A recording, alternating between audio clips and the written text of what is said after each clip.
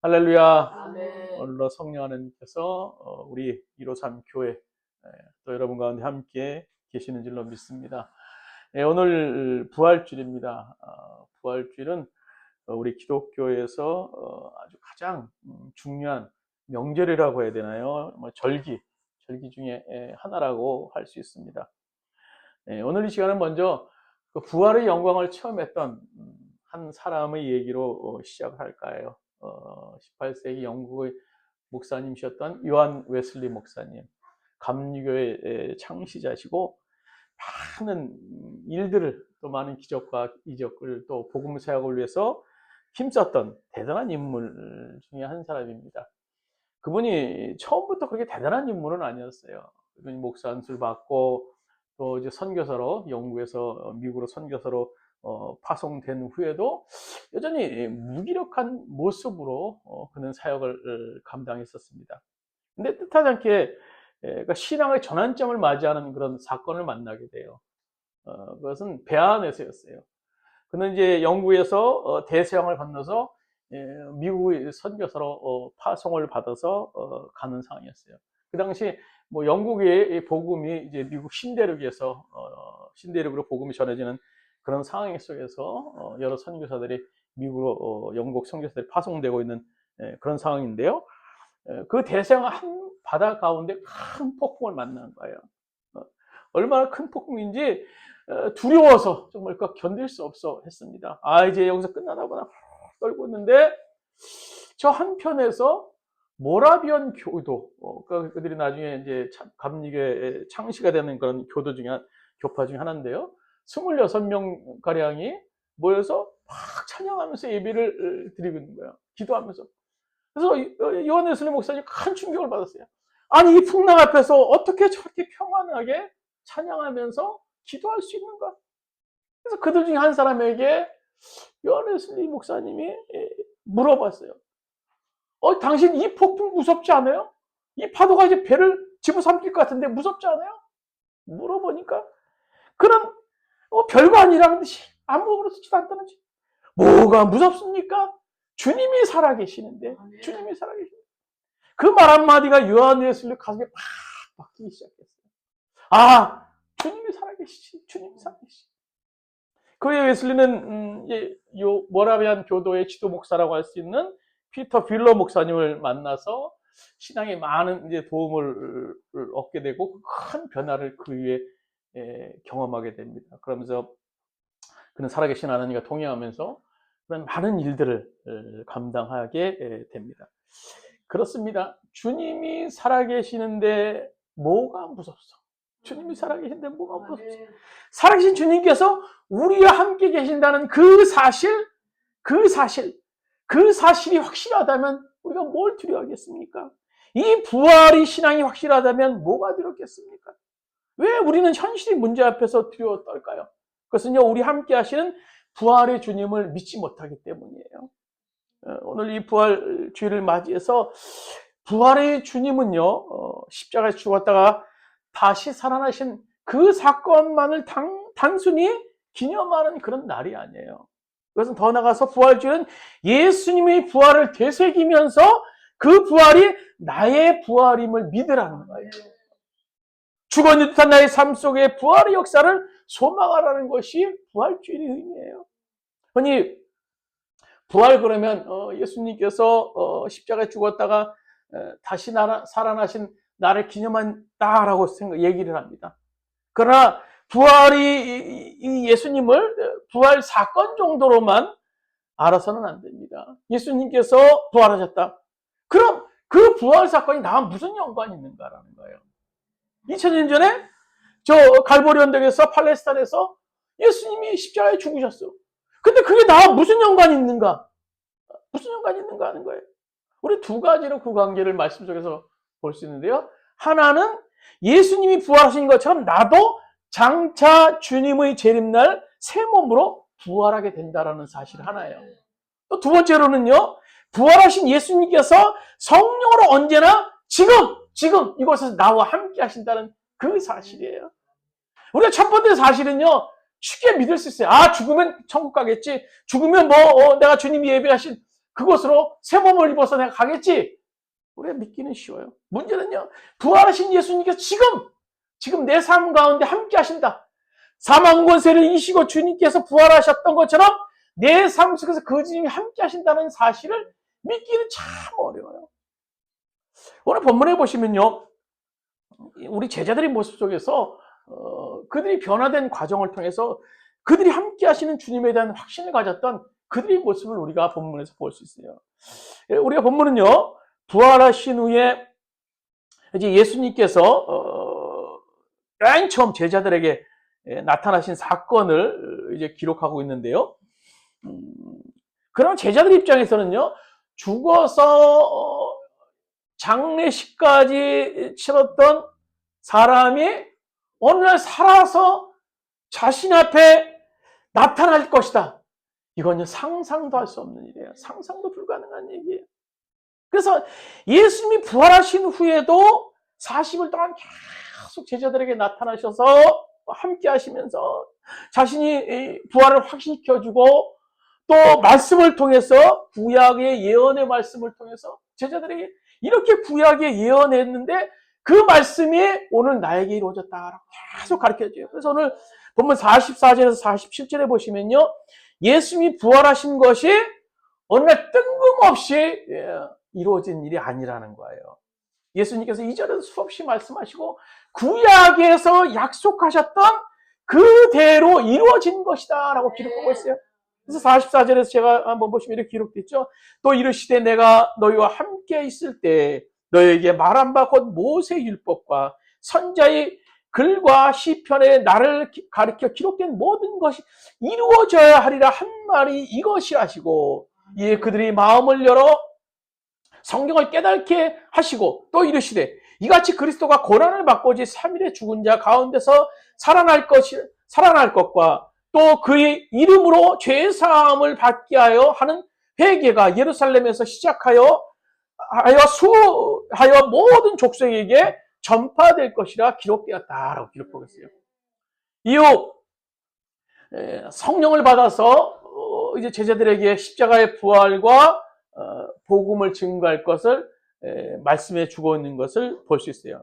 그래서 그 사역은 성령의 사역으로 성령을 덧입을 때만이 가능하다. 오늘 49절에 계속 이렇게 말씀하시죠. 볼지어다 내가 내 아버지께서 약속하신 것을 너에게 보내리니 너희는 위로부터 능력을 입혀질 때까지 이 성에 머무르라. 근데 우리가 주목해야 될 것은요, 이제 그 다음 절 50절부터 이제 쭉 전개되는 말씀이에요.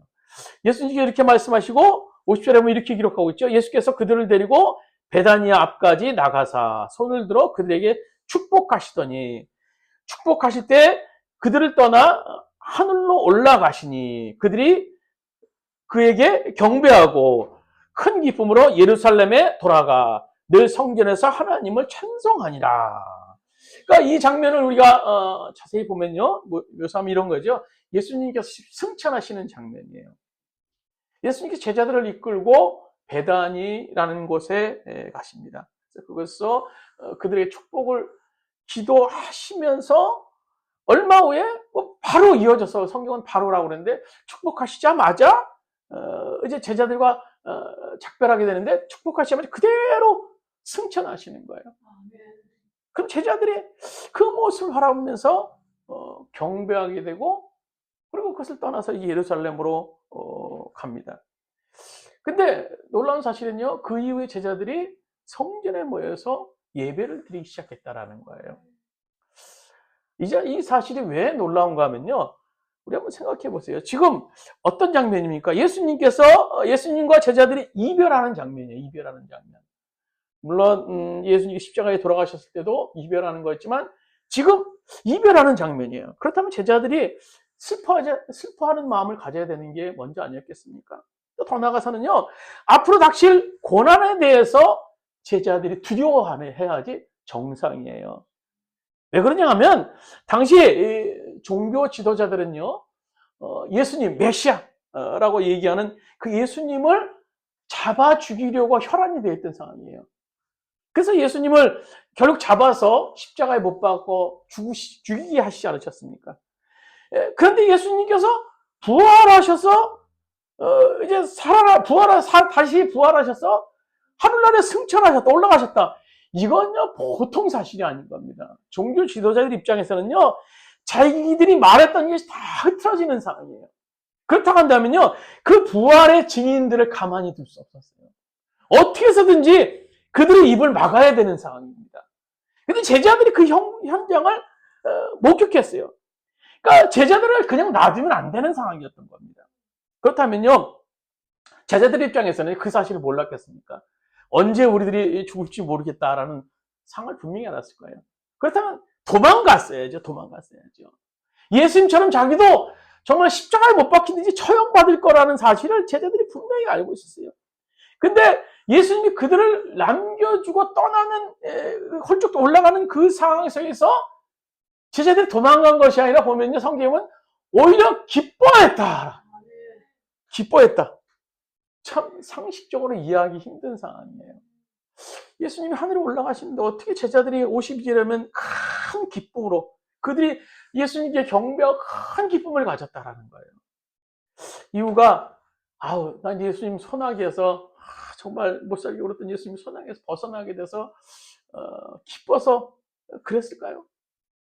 예수님이 승천하신 후에 이제 그들의 모습을 보면 그들이 왜 기뻐했는지를 우리가 알 수 있어요.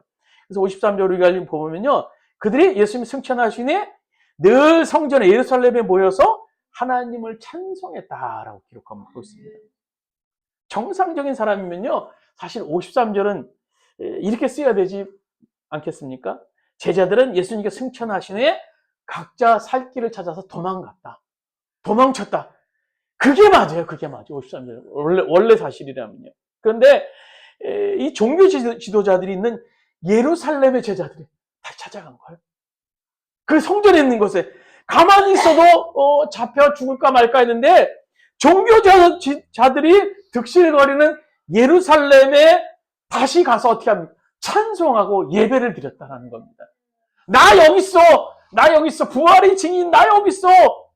라고 예루살렘에서 그들이 예배를 드렸다는 거예요.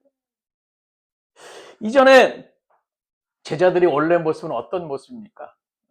예수님께서 체포되시고 또 십자가에 매달리실 때 그들은 다 도망간 사람들이에요. 다 도망가고 심지어 베드로는 예수님을 저주까지 했던 그런 아주 겁쟁이들, 아주 못난 사람들이었어요. 그런데 예수님이 떠나가시는데 기뻐합니다. 그리고 공개적으로 나 잡아가려면 잡아가라는 식으로 그들이 예루살렘 매일 모여서 예수님을 찬양하면서 영광 돌리면서 예배를 드렸다라는 거예요. 아니 그렇게 겁쟁이였던 그들이 어떻게 이렇게 변할 수 있었을까 하는 거예요. 물론 부활하신 예수님께서 이 땅에서 40일 동안에 머물는 제자들에게 가르치심, 그것도 큰 비중을 차지하게 될 겁니다. 그러나 다른 더 큰 이유가 있었어요. 그것은요, 영으로 예수님이 그들과 함께 하신다는 사실을 그들은 확신했기 때문인 겁니다. 지금 이 상황은요, 예수님이 제자들을 떠나가시는 그런 장면이지만 사실 떠나가신 것이 아니에요. 지금 이 장면은 예수님이 제자들과 더 멀어진 것 같지만 사실 더 멀어진 것이 아니라 아주 더 가깝게 계신 겁니다. 왜냐하면요, 육신으로 함께 하셨던 예수님께서 이제 영으로, 시공을 초월하는 영으로 제자들과 함께 하시기 때문이었던 겁니다. 예수님의 육체는요, 부활하시고 후에 승천하셔서 하나님 보좌 우편에 앉아 계세요. 그리고 영이신 성령으로 오늘 그들 가운데 지금 예수님께서 함께 하시는 거예요. 우리 요한복음 16장 7절 말씀, 우리 주보에 있는 말씀 한번 같이 읽도록 하겠습니다. 요한복음 16장 7절입니다. 그러나 내가 너에게 실상을 말하노니 내가 떠나가는 것이 너에게는 유익이라. 내가 떠나가지 아니하면 보혜사가 너희에게 오시지 아니할 것이요 가면 내가 그를 너희에게 보내리라. 보혜사, 성령을 얘기하는 카운셀러, 또 헬퍼, 도와주시는 그 성령. 이제 예수님은요, 하늘에 계시면서 더 확실한 영을 제자들에게 보내시사 그들과 함께하게 하신다는 거죠. 이것을 확신하는 제자들에게 더 이상 핍박이나 죽음, 그 두려움의 대상이 아니었던 겁니다. 이제 성령께서 시공을 초월해서 그들과 함께 하시기 때문에 이전에 제자들이 두려워했던 그 원인이 무엇입니까? 그것은요, 예수님이 안 보이는 현장에서 제자들은 두려워했어요. 겁니다. 그 대표적인 사건이 성난 파도가 막 일어나는 현장 속에서 그들이 두려워 떨고 있는데 예수님이 안 보이는 거예요. 그래서 배비창에서 주무시고 계시던 예수님을 막 제자들이 깨우죠. 예수님, 이 성난 파도가 일어나는데 왜 여기서 주무시고 계십니까? 왜 우리들 앞에 안 보이십니까? 빨리 나서 잔잔하게 해주십시오. 그들이 예수님을 보지 못할 때 그들은 두려워했어요. 그러나 이제는 부활하신 예수님이 제자들과 함께 하시는데 시공을 초월해서 늘 그들과 함께 영으로 함께 하신다는 사실을 오늘 예수님의 말씀을 통해서 또 실제 그들이 예수님의 모습을 통해서 확신에 이르게 됐던 겁니다. 이런 이들을 이제 누가 막겠습니까? 이제 막을 사람이 없어요. 이제 막을 사람, 이런 이들이 과연 뭘 두려워하겠습니까? 이제들은요, 예루살렘을 넘어서 예수님의 지상명령인 열방을 향해서 복음을 전합니다. 그리고 그 현장마다 함께 역사하시는 예수님을 그들이 경험하게 돼요. 우리 마태복음 28장 20절에 보면 예수님께서 이렇게 말씀하시죠. 볼지어다 내가 세상 끝날까지 너희와 항상 함께 하시니라. 어떻게 가능해요? 영이신 성령으로 그들과 함께 하신다는 거예요. 특히 마가복음 16장 19절에서 20절 말씀 보면 이 사실을 생생하게 예수님께서 말씀하시는데요. 우리 같이 한번 읽도록 하겠습니다. 마가복음 16장 19절입니다. 주 예수께서 말씀을 마치신 후에 하늘로 올려지사 하나님 우편에 앉으시니라. 제자들이 나아가 두루 전파할새 주께서 함께 역사하사 그 따르는 표적으로 말씀을 확실히 증언하시느니라. 하나님은 보좌 우편에 서 계신 오늘 예수님이 지상에서 제자들과 함께 역사하신다는 거예요. 이것은요, 성령을 통해서만 가능합니다. 그렇습니다. 성령은 지금도 제자들 가운데 영으로 함께 하셨던 것처럼 지금도 우리와 함께 하세요. 지금 이곳에 우리와 함께 하세요. 그렇다면 오늘 우리는 어떻습니까? 오늘 영이신 예수님을 부활의 주님으로 날마다 과연 경험하고 있을까 하는 사실이에요. 예수님이 실제로 부활 사건만 믿는 그런 교리적이고 화석화된 신앙을 우리 가진 것은 아닌지, 중요한 것은 예수님의 부활 사건이 오늘 살고 있는 나에게 어떤 의미가 있느냐 하는 거예요. 오늘 성경에 나오는 우리가 두 가지 사건을 통해서 좀 더 깊이 예수님이 능력의 역사, 부활의 사건이 어떻게 나타나는가를 우리가 볼 수 있어요. 부활의 의미를요. 하나는 죽은 나사로의 현장에서 나타나신 부활의 능력이에요. 죽은 나사로가 있는 현장에서 예수님께서 이렇게 말씀하시죠. 오늘 요한복음 11장 25절에 우리가 잘 아는 말씀이에요. 예수께서 이르시되 나는 부활이요 생명이니 나를 믿는 자는 죽어도 살겠고. 이게 과거형으로 쓰였는데요. 살겠고가 아니라 이 말은 원래 원어나 세번역 번절에 보면 요즘엔요. 나는 죽어도 살고. 이 본래 의미는요. 미래가 아니라는 겁니다. 장차 천국에서 내가 부활되고 살아난다는 것이 아니라 오늘 이 땅에 살고 나사로의 죽음의 현장에서 나타나신 예수님께서는 그 나사로의 죽음을 보시고 나를 믿는 자는 죽어도 살고라고 선언하시는 거예요. 부활은 능력의 역사를 예수님께서 말씀하셨습니다.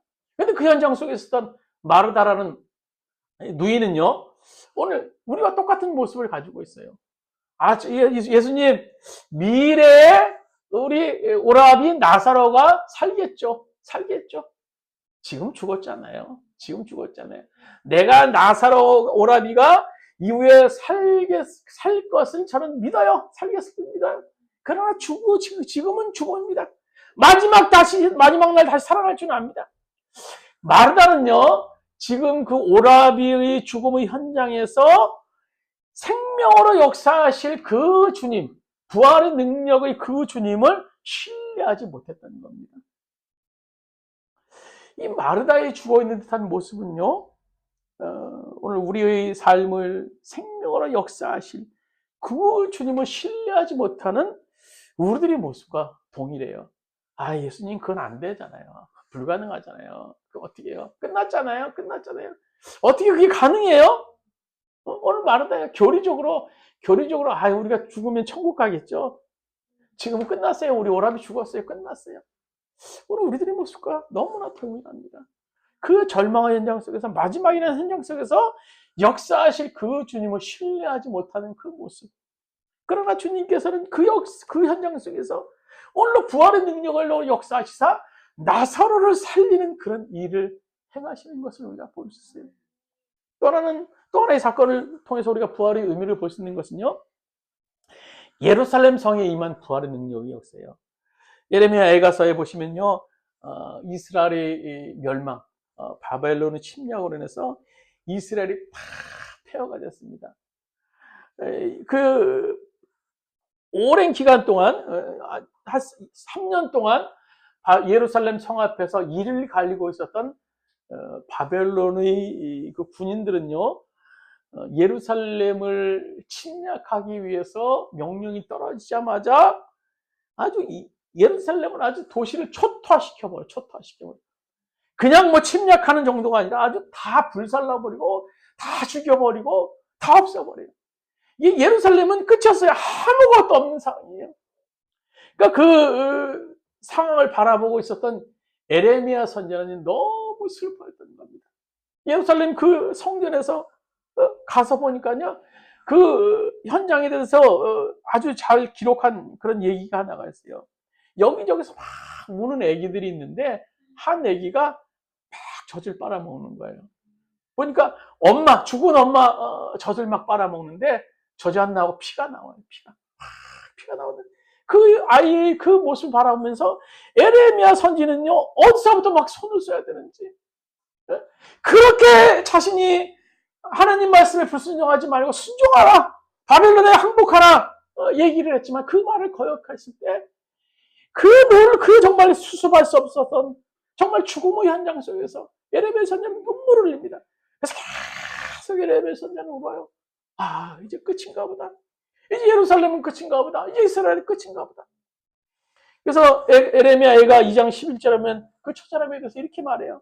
내 눈이 눈물에 상하며 내 창자가 끊어지며 내 간이 땅에 쏟아지니 이는 내 백성이 패망하여 어린 자녀와 젖 먹는 아이들이 성읍 길거리에 기절함이로다 라고 기록하고 있습니다. 이스라엘이 불순종의 대가로 내리는 그 벌은요, 너무나 컸어요. 모든 것이 다 타버리고 모든 것이 죽어버린 예루살렘의 땅, 생명이랑은 찾아볼 수 없었던 그 땅이에요. 이제 유다 땅, 이스라엘의 땅은요, 죽음 그 자체였어요. 예레미야 선지자는요, 그날도 밤새 막 기도하면서 또 기도하면서 울다가 새벽을 맞았습니다. 새벽 기도하다 다 눈을 떠보는데 아침에 여명이 쫙 밝아오는 거예요. 순간적으로 그 상황 속에서 입술에 찬양이 나오기 시작합니다. 그것이 우리가 조금 전에 부른 찬양이에요. 주의 사랑은 끝이 없고 주의 자비는 무궁하며 아침마다 새롭고 늘 새로우니 주의 성실이 금이라 성실하신 주님. 그 고백이 에레미야 애가 오늘 3장 22절에 나오는 거예요. 여호와의 인자와 긍휼이 무궁하심으로 우리가 진멸되지 아니합니다. 이것들이 아침마다 새로우니 주의 성실하심이 크도다. 그 절망의 현장 속에서 놀라운 것은요, 이 에레미야 선지자는요, 부활의 소망을 보게 됐던 겁니다. 모든 것이 잿더미가 되어 죽어버린 그 땅에서 새롭게 하실 그 부활의 주님을 바라봅니다. 그 주님께서 한편으로는 놀라운 일을 또 진짜 에레미야가 보여주는 것처럼 일을 행하고 계시죠. 예루살렘을 그 당시는요, 다 망해버렸지만요, 그 상황 속에서 하나님께서는요, 바벨론 땅에서 누구를 통해서? 에스겔이라는 선지자를 통해서 새로운 예루살렘을 계획을 말씀해 주시고 꿈꾸게 하세요. 무슨 말인가 하면요, 에레미야 선지자가 예루살렘에서 슬퍼할 때 한편으로는 바벨론에서 에스겔 선지자에게서 하나님께서 마른 뼈들의 환상을 보여주세요. 그것이 부활의 역사의 시작임을 말씀해 주셨던 겁니다. 우리 에스겔서 37장 5절 말씀, 주보에 있는 말씀 같이 읽도록 하겠습니다. 주 여호와께서 이 뼈들에게 이같이 말씀하시사 내게 생기를 너희에게 돌아가게 하리니 너희가 살아나리라. 너희를 위에 힘줄이 두고 살에 입히고 가죽으로 덮고 너희 속에 생기를 넣으리니 너희가 살아나리라. 또 내가 여호와인 줄 너희가 알리라 하셨다 하라. 오늘 생명의 역사를 주님께서 약속하셨던 거예요. 생명의 기운이라고는 찾아보려도 찾아볼 수 없었던 마른 뼈들에게 생기를 불어넣으시고 생명을 불어넣으신 하나님께서는요, 폐허가 된 땅 이스라엘 땅도 고칠 것이다 라고 말씀해 주고 계시는 거예요. 이 사건 이후에 하나님께서는요, 에스겔 선지자에게 무너진 예루살렘의 성전에 대한 아주 세밀한 조감도를 말씀해 주고 계세요. 그것이 에스겔서 40장에서 44장까지 쭉 기록되는 말씀이에요. 그래서 그 하나님의 영광이 어떻게 나타날 것이고, 또 재단 봉헌에 대한 규례, 또 성전 출입에 관한 규례, 여러 가지 막 자세히 주시면서 새 생명을 에스겔 선지자에게 약속해 주셨습니다. 예루살렘 성전은요, 그들의 죄악으로 인해서 쓸어버리셨지만 한편으로 또 다른 곳에서 또 다른 하나님의 사람을 통해서 부활의 역사를 준비하고 계셨다라는 거예요. 이 부활의 하나님은요, 지금도 우리가 살고 있는 이 땅에서 그대로 나타날 수 있어요. 그대로 나타납니다. 우리의 삶에 도저히 해결될 수 없는 문제라고 할지라도 주님은 부활의 능력으로 오늘 역사하기를 원하세요. 지금 우리가 그 문제 뒤에서 새로운 일을 준비하고 계실 그 주님을, 부활의 주님을 신뢰하시기 바랍니다. 그 문제가 존재하지만요, 그 문제 뒤에 주님께서는요, 부활의 역사로 지금도 일하고 계세요. 물질의 문제, 취업의 문제, 건강의 문제, 자녀의 문제, 인간관계의 문제, 그 문제에 대해서 하나님은 여전히 일하고 계시다라는 거예요.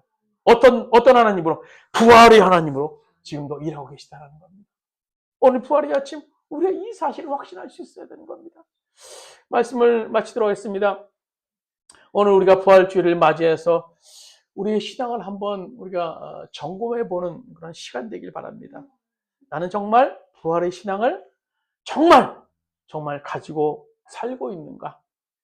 그리고 부활의 신앙은 지금 현재 나의 삶의 진정한 부활로 나타나고 있는가? 소망 없어 보이는 나에게, 소망 없어 보이는 우리 가정에, 또 소망 없어 보이는 이 땅에, 그리고 정말 너무나 연약해 보이는 153 교회 위에 오늘로 사망 권세를 이기시고 부활하신 주님의 능력의 역사가 나타나기를 소망하면서 또 그 주님과 동행하는 삶을 살 수 있는 오늘 우리 모두가 되기를 주님의 이름으로 축원드립니다. 기도 주시겠습니다. 주님, 부활의 이 아침 저희들 주님을 소망합니다. 부활의 능력의 역사가 성경에 나타나는 그런 하나의 사건이 아니라 오늘로 우리 가운데 성령으로 역사하시는 것을 우리가 믿습니다. 우리가 여러 가지 어려운 상황 속에서 정말 우리의 삶이 죽은 듯한 삶이라 할지라도 오늘 예수님을 소망하면서 부활의 능력을 주님을 소망할 때 우리는 얼마든지 부활하게 하실 줄로 믿습니다. 오늘 우리 가운데 부활의 역사를 이루어 주시옵소서. 오늘 우리 가정의 부활의 역사를 이루어 주시옵소서. 오늘 이 민족의 부활의 역사를 이루어 주시옵소서. 오늘 우리 153 교회 주님 부활의 역사를 이루어 주시옵소서. 그 사망 권세를 이기시고 나타나신 그 부활의 능력의 역사가 오늘 우리 삶의 영역성이 일어날 수 있도록 주께서 인도하여 주시옵소서. 이제는 우리 주 예수 그리스도의 은혜와 하나님 아버지의 영원한 사랑하심과 보혜사 성령님의 감동내 교통하시는 종이 오늘 이 부활의 아침, 오늘 사망 권세를 이기시고 죽어있던 이 땅에 생명을 불어넣으셨던 그 주님의 능력의 역사를 소망하면서 오늘 그 주님의 능력의 역사를 경험하기로 하는 우리 모든 153 교회 성도들 머리 위에, 그의 가정에, 사업장과 직장에, 또 오늘 이 방송을 듣는 모든 성도 머리 위에 이제부터 오늘까지 함께 하시기를 간절히 축원하옵나이다. 아멘.